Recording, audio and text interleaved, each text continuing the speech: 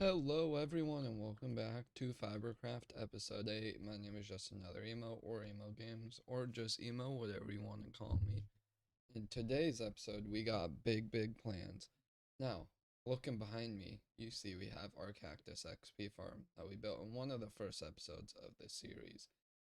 Now today it's time to upgrade from this. So, I built this before we even went to the end, before we even had any of the end access. So we were strictly in the overworld and a little bit in the nether, not even that much. Now, I want to upgrade. So now that we have access to the end, I want to upgrade from this to an Ender Mender. I originally wasn't so sure about it. I think Ender Menders are really cliche, but they are an extremely good way of getting XP really fast compared to this. Well, this will use coal and a bunch of other stuff and will only repair one tool per 8 furnaces. The Endermender, we can repair all of our tools in about a few minutes, so it's fine. So I want to get jumping straight into a creative world where we will be designing a new Endermender, a completely new idea. I had one already designed and I will show you, but I have a different design that came to my mind just a few days ago, and I want to work on that in creative and fix some of the issues that we had with the other design that I built. So yeah, let's jump into creative, show you my thought process of how we're going to build and upgrade our XP farm right now. Let's go. Alright, so now we are in a creative copy of the world where we have our Enderman farm built up. I'll show you the flaws that this has and how we plan on fixing it. Now, some basic info to get out of the way. So Enderman, to become one shot, they need to drop 43 blocks. We just spawn an Enderman, drops down here. He is now one shot. Kill him. So with anything. Now, if it's anything less than that, then he will be not one shot.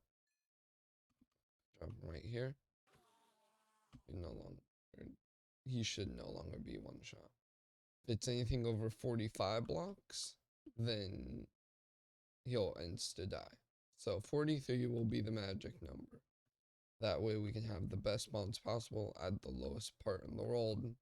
You see this is built super low in the world, basically at Y0.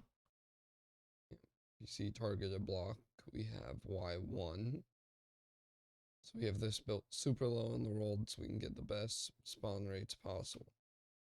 Now, with that basic info out of the way, let me show you the flaws that this has. Now, if you see the Endermen are teleporting out here, out to the outside. Now, to fix this, I tried to double carpet and see if they would still teleport. I don't think they do onto the double carpet, but waterlogged would be the best. Now, this isn't waterlogged, so they can teleport out here, even though it's bottom slab. And this has buttons on top, and they can still teleport out here. I didn't realize this when I made it. It was my stupid mistake. I made this super fast. But now I want to upgrade it. So, to upgrade this, show you how it works. So we just kill them. Turn down my mob sounds. So, you see at the top up here, they all run towards the endermite.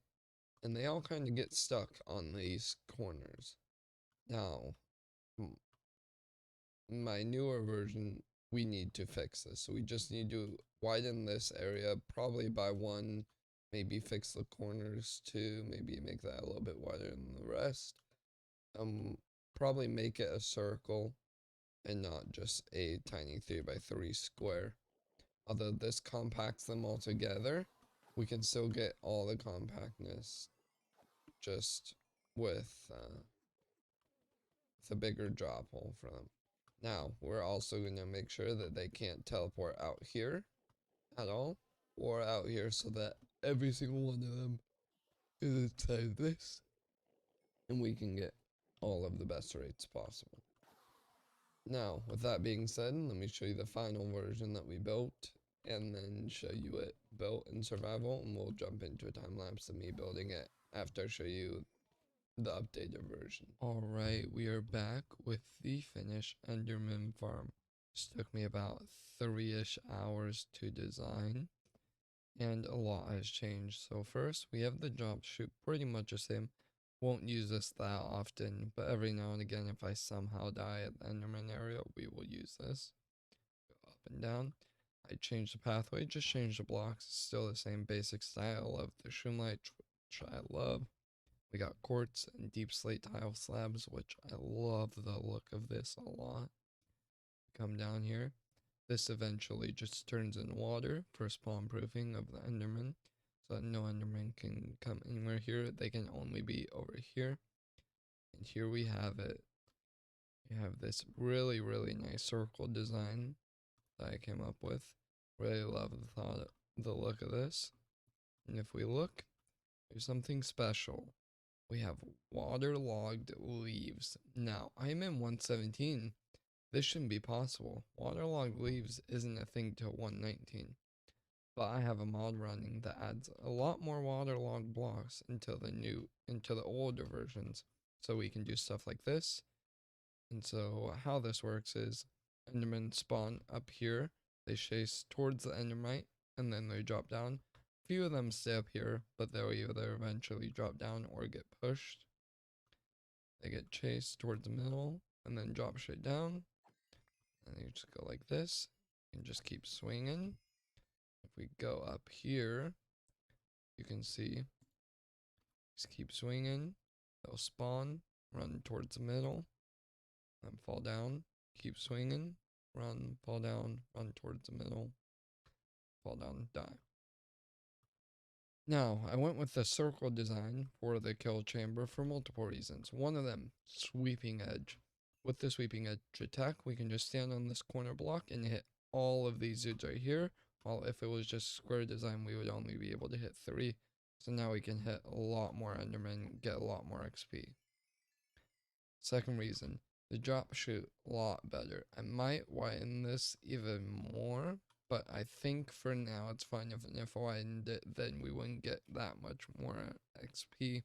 It would just be better for the Enderman to drop. I don't know. I think this is fine with the few stragglers that we have. So this works. Also, we have anvils on the side, so we can do some crafting. We got crafting tables. I'm going to put ender chests right here. We got the whole shebang. We got ender pearls just because we need stock. We can just throw some in here, call it good. And then we have this pathway out. I love this azalea with the spruce leaves here and then the dark oak leaves. Really love this design. I'm really proud of this. Yeah, this will give us a ton of XP. From my testing, this is 80 plus levels an hour, which I'm very happy with, if not more. The only bad thing about this mod, I don't know if it's just my end or the mod or something else, but every time I go into the overworld, it crashes my game. Don't know exactly why. I need to do more testing. My theory is that when I load into the overworld, it checks all of the leaves in the overworld to see if they're waterlogged, and all of that checking in the game is crashing it. That's my main theory right now. I'm not 100% sure on that. I'll have to do more testing. But if I can get this to work without having to turn the mod on and off, that would be amazing. So yeah, sit here, swipe at them. If there's none on this side, we can just come over here, swipe on this side. Oh, none on this side, come over here, swipe over here. We can just go in a circle motion, wait a few seconds, let more of them fall down. Now, in survival, I'm gonna shorten this platform that they spawn on a little bit because they mostly spawn right here and run towards the middle, which will make the time to kill a lot faster, which will give us a lot faster rates. Instead of having them spawn out here, we can just have them spawn here and just run a shorter distance to here. And the materials for this farm are a lot.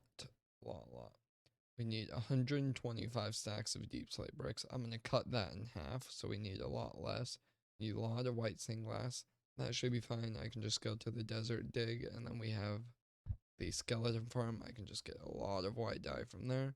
Deep slate tiles will be a lot of digging. Quartz will be a lot of digging in the nether, but we have fortune 3, so that should be fine.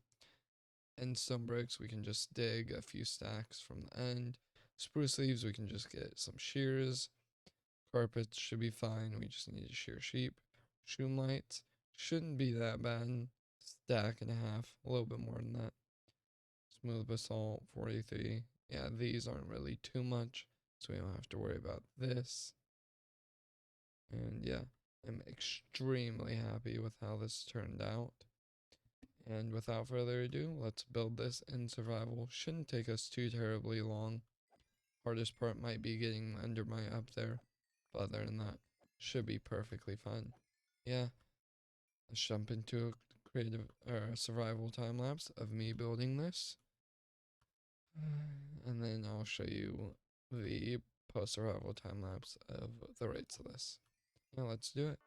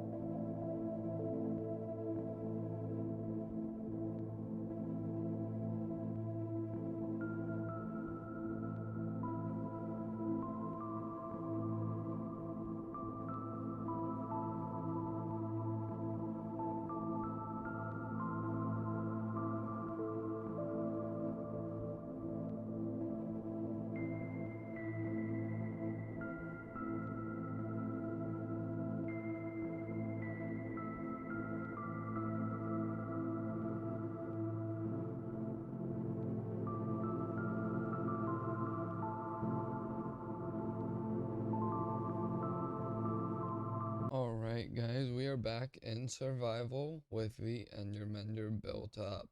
Now if you remember in creative, the platform was a lot larger, but we shortened it just to save on blocks because I really did not feel like getting 8,000 deep slate bricks. Not a fun time. That would have been just about 5 shulkers. Nope, not happening. Would not been fun. So I decided to just shorten it a little bit. Makes the time to kill less too, and will technically make the farm faster.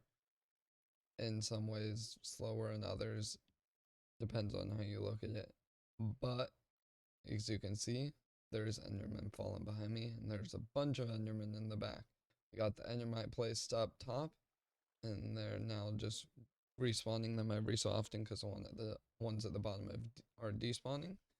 Let me show you. So we got the water pathway all done. We got all the water along leaves in place.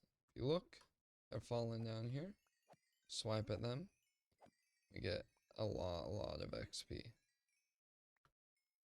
Now, this farm isn't 100% done yet. I only got one ender chest down here. I want more. I want a whole like storage for different books so we can put on different things once we have a plethora. There's a lot I still want to do to this place to just make it nicer.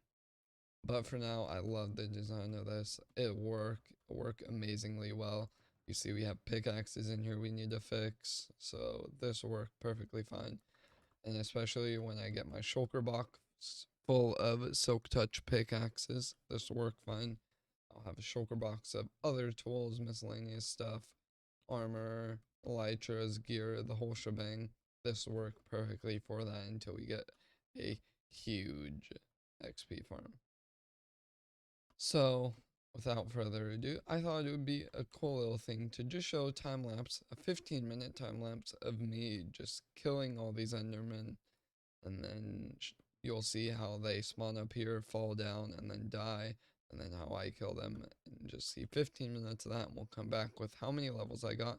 We're on 33 right now. I'm hoping to have over 15 minutes. But yeah, let's come back, and I'll show you the 15 minutes results just from 15.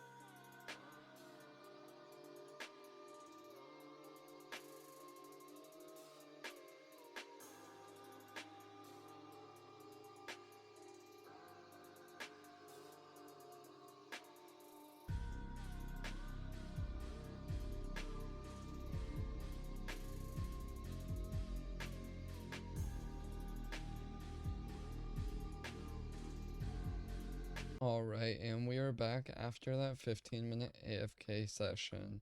Hope you guys enjoyed that time lapse, seeing how the farm worked of them spawning up there, them dying by me down here, how I'm wanting to kill them, all that. Hopefully you guys enjoyed.